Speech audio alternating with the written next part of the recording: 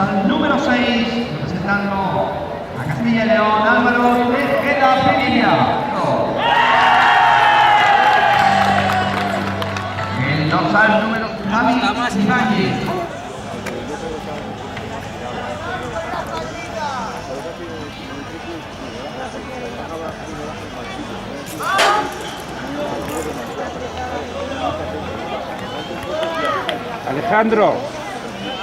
Alejandro, el segundo, no esperes al tercero, intenta asegurar el segundo y luego el tercero, si ya tienes marca, a exponer, pero asegura el segundo, o sea... Por lo menos salir y nada. Porque si no lo frenamos, lo saco peor todavía. Digo que no lo saco la Bueno.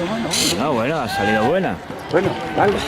¿Te ha salido buena? De Alejandro González, en la que estaba 35-63. Muy bien.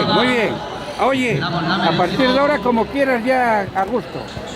Esto era el objetivo. Luego, muy bien. Te sentiste mejor y muy bien el detalle de limpiar el suelo porque estaba patinando. Ir a mejorar la marcha. Muy bien.